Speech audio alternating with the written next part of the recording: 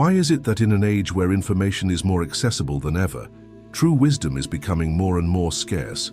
Why does the modern world seem to celebrate ignorance, mediocrity, and superficiality, while silencing depth, intellect, and thoughtful reflection? Why are the thinkers fading into shadows while entertainers bask in the limelight?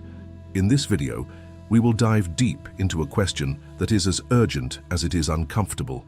Why has stupidity become a cultural virtue? And what does that say about the death of wisdom in our time? Stay with us until the end, because the final revelation is not only the most important, it's the most transformative. It may very well change the way you see the world and yourself forever.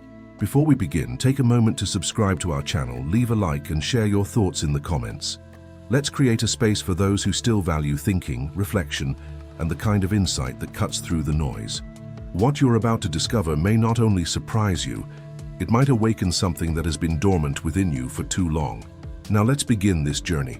To understand the modern glorification of stupidity, we must first understand what wisdom actually is and what it is not. Wisdom is not merely intelligence, it's not data or information or even knowledge. As the philosopher Socrates once said, the only true wisdom is in knowing you know nothing. Wisdom is born out of humility. It is the quiet awareness of the complexity of life and the refusal to make shallow judgments. It is earned, never given, felt, not flaunted, but our society has shifted its compass. We no longer value depth, we crave immediacy. We no longer revere the slow and quiet unfolding of understanding. We worship the quick fix, the viral quote, the bite-sized meme. Think of the public figures we elevate today. Celebrities who gain millions of followers for controversy, not contribution. Influencers who profit from shock, not substance. Politicians who simplify to manipulate rather than educate. In this world, to be loud is to be heard, and to be reflective is to be irrelevant. The result? A generation drowning in information, but starving for wisdom. It was German philosopher Friedrich Nietzsche who warned that when people are no longer able to distinguish between truth and illusion, society decays. That decay today is evident. We see it in the breakdown of meaningful conversations. We see it in the rejection of nuance. We see it in how public discourse has become a shouting match, not a search for understanding. Ask yourself, when was the last time you saw a calm, intelligent conversation go viral? When was the last time you heard a political leader admit they didn't know something and were willing to learn? When did complexity stop being seen as a sign of depth and start being seen as a flaw? In the ancient world, wisdom was seen as the highest virtue. The Greeks revered the philosopher, literally, the lover of wisdom. The Egyptians saw wisdom as divine. The Chinese sage Confucius spoke endlessly about the cultivation of inner harmony and moral clarity. And yet today, that kind of pursuit seems almost laughable. We say we admire the wise, but we rarely reward them. We glorify those who entertain, not those who enlighten. The psychologist Carl Jung observed that thinking is difficult, that's why most people judge. Our society has replaced thought with opinion, study with scrolling, dialogue with debate. And this cultural shift is not accidental, it is engineered. Media algorithms favor rage and oversimplification. Social platforms reward impulsive reactions, not careful consideration. Educational systems are underfunded, over-standardized, and increasingly focused on producing compliant workers instead of thoughtful citizens. What does this mean for us? It means that if you want to think deeply, you must swim against the current. You must reject the idea that speed is better than accuracy, that style is more valuable than substance, that popularity is the same as truth. We must stop and ask, who benefits when we stop thinking for ourselves? Who profits when we're too distracted to question the narratives we're fed? Why is stupidity not just tolerated but celebrated? American philosopher Noam Chomsky once said, "The smart way to keep people passive and obedient is to strictly limit the spectrum of acceptable opinion, but allow very lively debate within that spectrum." In other words, we are given the illusion of choice, of freedom, of knowledge, when in fact most of it is curated, manipulated, and designed to keep us from waking up. But here's the good news. Wisdom has not died. It has only gone into hiding. Like a seed waiting beneath the surface, it survives in the quiet, in the unread books, in the long conversations, in the moments of solitude that most now fear. It survives in you, if you choose to look inward rather than always outward. So what will it take for wisdom to rise again? How can we reclaim the virtues that once guided civilizations, the same virtues that built libraries, wrote scriptures, and forged revolutions?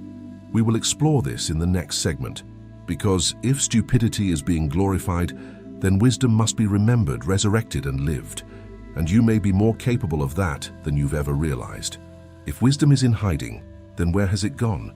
And why did we allow it to disappear? To answer this, we must first examine how the very structure of our modern world pushes us away from introspection and toward distraction. In previous ages, the pursuit of wisdom was woven into the fabric of life. It was in the dialogues of Plato, the meditations of Marcus Aurelius, the teachings of Lao Tzu. These were not obscure luxuries of elite minds. They were pillars of culture. Wisdom was not just respected, it was expected. Now let's fast forward to today. We live in an attention economy. Your focus is the currency, and everyone is trying to spend it for you. Apps are designed to hijack your nervous system. News is crafted to provoke emotional outrage, not to foster understanding. Schools are under pressure to produce measurable results quickly, reducing students to statistics and teachers to test preparers. There's no time to think, only to react.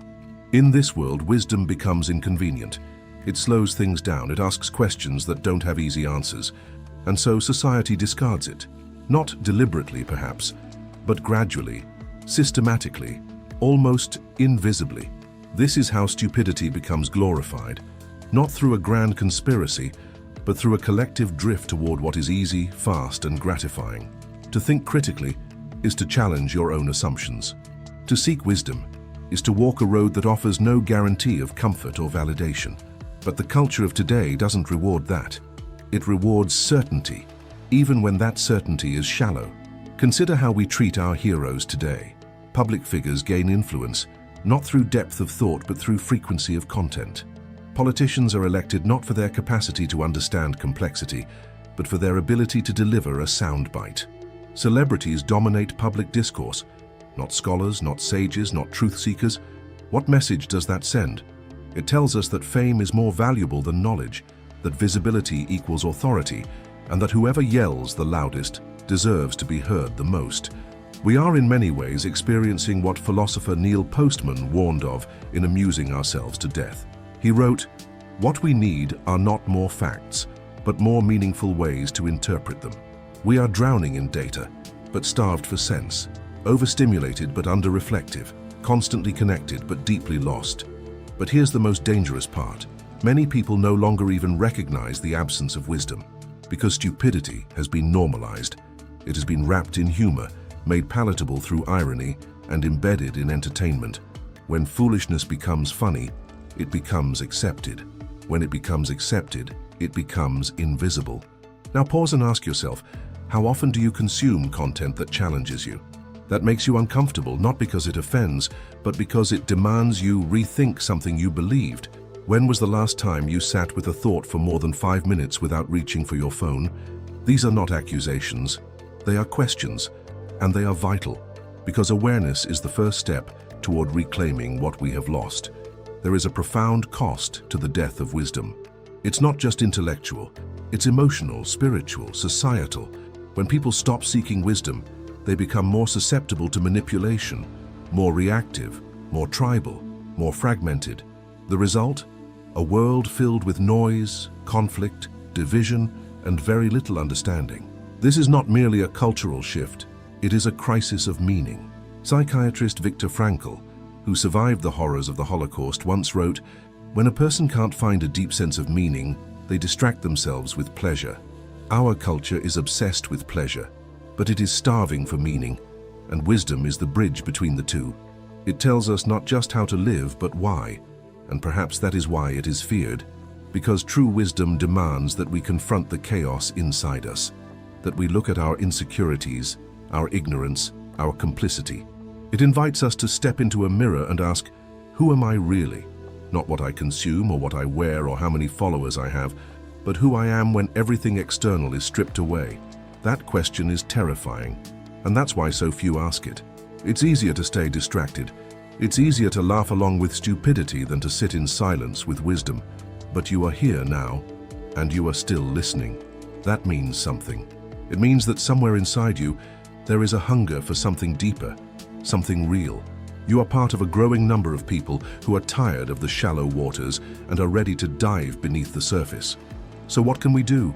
First, we must reclaim our attention. What you choose to focus on shapes who you become. Guard your mind like a temple. Don't let algorithms define your beliefs. Read more than you scroll. Think more than you react. Reflect more than you speak. Second, question what is glorified. Just because something is popular doesn't mean it's valuable. Just because someone is famous doesn't mean they're wise. Learn to separate charisma from character, entertainment from enlightenment. Third, seek silence.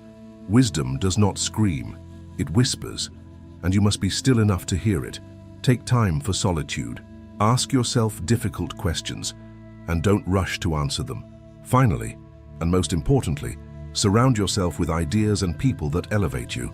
Build your own philosophical tribe, one that values growth, depth, truth. Wisdom is contagious, but so is stupidity. Choose your influence carefully. In the next segment, we will explore how this glorification of ignorance is not just a cultural trend, but a spiritual erosion. We will look at how the modern obsession with superficiality is not only destroying public discourse, but hollowing out the individual soul. And we will begin uncovering the ancient paths that can lead us back, not to the past, but to a higher state of consciousness, clarity, and meaning. The death of wisdom is not irreversible, but the longer we wait, the harder the resurrection becomes. When a culture abandons wisdom, what fills the void? The answer is unsettling. When wisdom dies, the soul becomes silent, and into that silence, emptiness rushes in. But nature abhors a vacuum, and so, instead of silence leading to insight, we fill it with stimulation. Distraction becomes the new meditation. Consumption becomes the new contemplation. And the self, once a temple of inquiry, becomes a billboard of trends. This is not just a social issue. It is a spiritual collapse. True wisdom at its core is spiritual, not in the religious sense alone, but in the sense that it transcends the material. It teaches us to ask not just how to live, but why we are here. It seeks the eternal in the ephemeral. It sees the invisible patterns beneath the chaos of life. But in a society driven by materialism, such questions are not just neglected, they are ridiculed. How often have you heard someone say, "That's too deep," or "You think too much," as if thinking were a disease and depth a liability? This subtle disdain for introspection is more than cultural. It is institutionalized. We have created systems that penalize complexity and reward conformity. Educational institutions often reward memorization over imagination. Workplaces reward productivity over reflection. Social media rewards polarity over nuance. And yet, we wonder why wisdom has vanished. It hasn't vanished. It has been systematically displaced. But who benefits from this displacement? Asking this question is the first step toward awakening. When people lose the ability to think critically and reflect deeply, they become easier to control. This isn't a conspiracy. It's a psychological truth. Distracted minds are compliant minds. Shallow people are easier to manipulate than thoughtful ones. This is why advertisers don't want you to think. They want you to feel. And governments too often prefer obedience over wisdom. The Stoic philosopher Epictetus once said, "Only the educated are free." But today, we confuse education with indoctrination. We teach people what to think, but not how to think. We flood them with opinions, but starve them of perspective. And slowly, silently, the soul forgets how to seek. This is the true death of wisdom, not when it is attacked, but when it is forgotten. Ask yourself, when was the last time you saw a film that celebrated a wise person? Not a genius, not a rebel, but someone truly wise. When was the last time you saw a trending video that honored humility, depth, or moral clarity? We don't celebrate those values anymore. We commodify everything, including virtue. Even authenticity is now a marketing tool. Even mindfulness has been diluted into an app notification. We live in a time where ancient sacred practices are rebranded into productivity hacks. Meditation is no longer about stillness, it's about increasing efficiency. Reading is no longer about insight, it's about building a personal brand. This isn't just ironic, it's tragic. We've traded transcendence for transaction, and in doing so, We've lost the thread that connects us to something greater than ourselves. But here's the paradox. Even in this age of noise, the hunger for wisdom still exists. It whispers in quiet moments. It stirs when we feel empty after hours of mindless scrolling. It surfaces when we sit in nature and remember, even for a moment, that life is more than content and consumption. The human spirit still longs for truth, for meaning, for depth. The psychologist Abraham Maslow called this the need for self-actualization, the desire to become fully ourselves, not as society defines us, but as we are in essence. And that journey cannot happen without wisdom. Not knowledge, not credentials. Wisdom. Wisdom that tells us who we are beyond our roles. Wisdom that reminds us that happiness without purpose is just anesthesia. Wisdom that reconnects us to the ancient truths echoed by every civilization worth remembering. The Bhagavad Gita teaches that the wise see knowledge and action as one. The Tao Te Ching reminds us that knowing others is intelligence. Knowing yourself is true wisdom. And the Gospel of Thomas, long hidden from mainstream Christianity, records Jesus saying, "If you bring forth what is within you, what you bring forth will save you. If you do not, it will destroy you." All of these teachings point to the same truth. Wisdom is not outside us. It is within, buried beneath noise, fear, ego, and distraction. And yet, it is still accessible for those willing to remember. But remembering takes effort. It requires courage, the courage to be misunderstood, the courage to step away from the crowd, the courage to sit with uncomfortable truths that offer no dopamine, no instant reward, only the quiet evolution of the soul. Why is that courage so rare? Because it requires a kind of death, the death of the false self, the part of us that wants to be liked more than to be real, the part of us that conforms to survive, even when conformity kills the spirit. Wisdom demands that we shed that skin again and again in order to become who we truly are. But what happens when we begin to live from that place? Something powerful, something dangerous to the status quo. Because the wise are not easily controlled. They are not easily entertained. They see beyond the illusion. They act from inner authority, not external validation. And that is what our world needs now more than ever. In the final segment of this video, we will explore what it means to resurrect wisdom in your own life, practically, spiritually, and culturally. We will look at the habits, mindsets, and inner shifts that can bring you back to center, back to clarity, back to truth. Because wisdom is not dead, it is waiting for you. So if wisdom is waiting, the real question becomes, will you answer the call? You don't need to be a scholar or a sage to begin. You only need to become radically honest with yourself, with the world, and with how you live. Because resurrecting wisdom doesn't start on a mountaintop or in a monastery. It begins in your everyday life, in how you observe, how you speak, how you choose what to value. It begins when you stop asking, "What do I want right now?" and start asking, "What truly matters?" This shift, though subtle, is revolutionary. You begin to see that wisdom is not about having the right answers, but about asking the right questions. You stop rushing to fill every silence and start listening to the space in between words. You begin to see others not as opinions to be judged or enemies to be defeated, but as mirrors, reflecting back the parts of yourself you have not yet understood.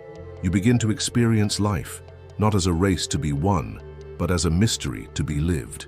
But to live wisely in today's world is an act of rebellion, because you are pushing against a tide that rewards instant gratification and punishes introspection.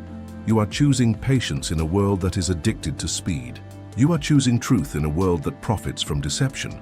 And most importantly, you are choosing depth in a culture that worships surface.